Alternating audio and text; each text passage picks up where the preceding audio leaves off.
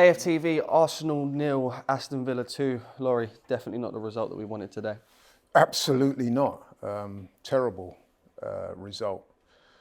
I've got to say, myself and James, we were in the office, we were watching the Liverpool game, and when that game ended and Liverpool lost, there was a few people in there that were going crazy, and myself and James were saying, listen, you know what, I'm not going to celebrate too much because football's a funny game. You never know what can happen. And here we are, a couple of hours later, bemoaning that second half was, I don't know where that come from. I really don't. That was the second half from hell.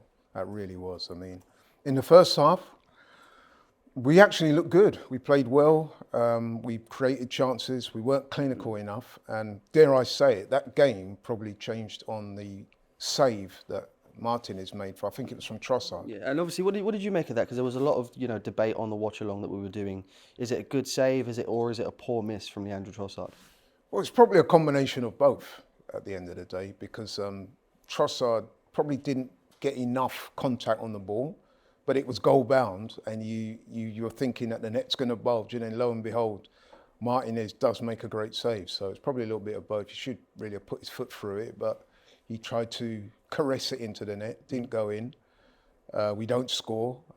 We go in at half-time, we're thinking, how are we not in front? And there's always that thought in the back of your mind that if you don't take your chances, football's that type of game, especially at the top level, where you could pay for it. And that's what happened in the second half. Second half, we just did not get going at all. I think in the first half, I think it was something like 14 chances we created on goal. Do you know how many we created totally? 17 or something like that? Or 17 or 18. And in that second half, I think only one of them might have been on target. So very poor second half. I'm at a loss to explain, actually, how comes we were that bad. I mean, I've heard one or two people, and I guess you've got to give him credit, say that Unai Emery did a masterclass in that second half.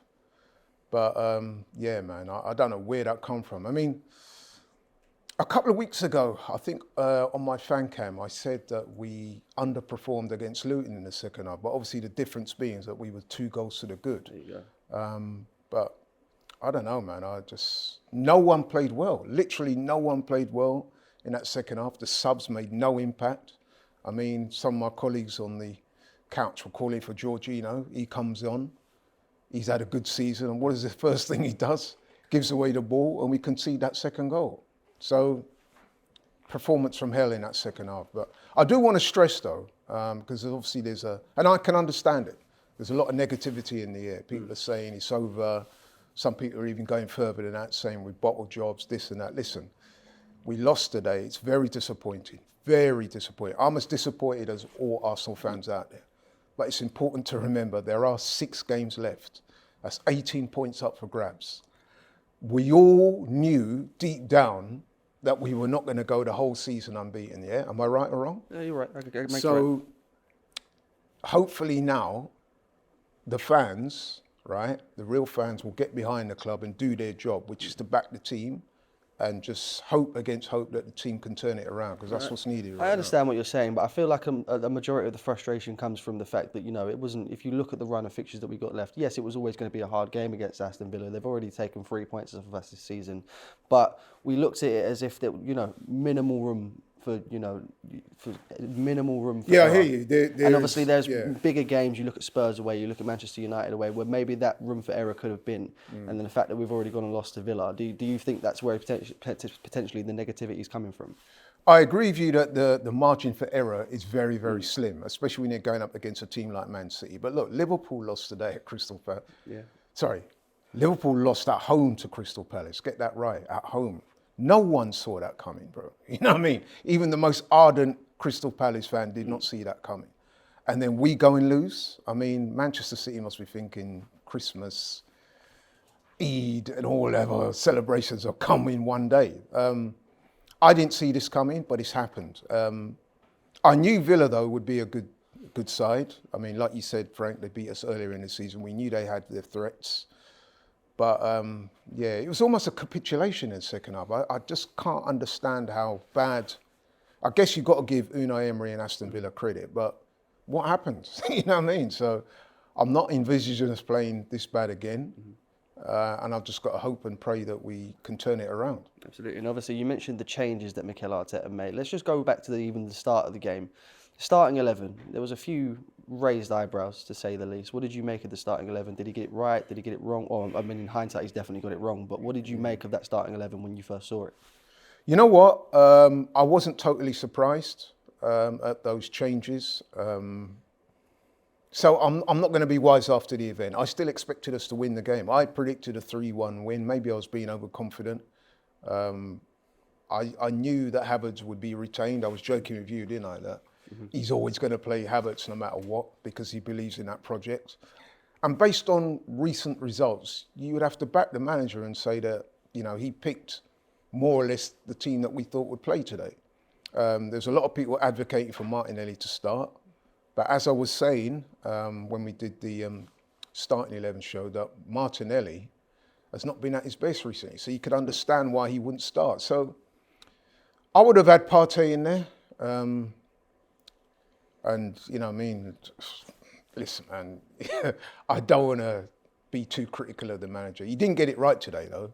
But I don't want to start saying, you know what I mean, making too many derogatory statements about the manager. It's just one of them. No one got it right today. The manager didn't get it right with the team selection, obviously.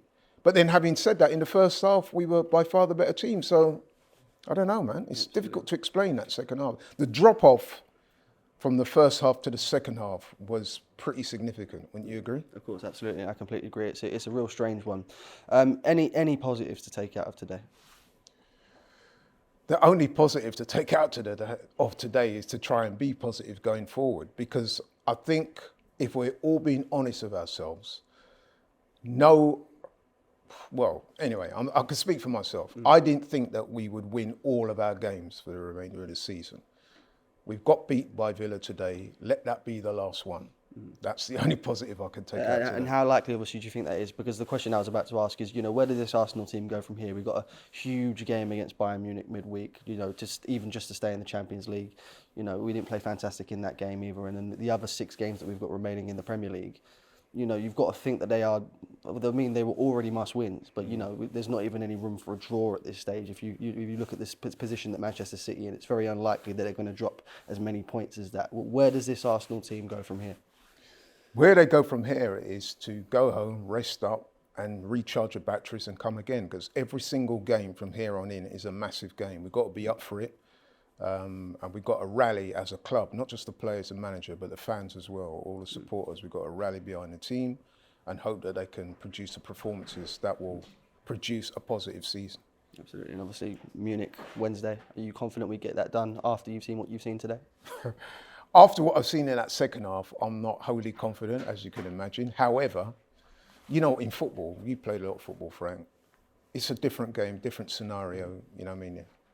Anything can happen. We just got to go there, play our best, and hope that that will be enough to get the job done on the night. That's all we can do. Thank you, Laurie.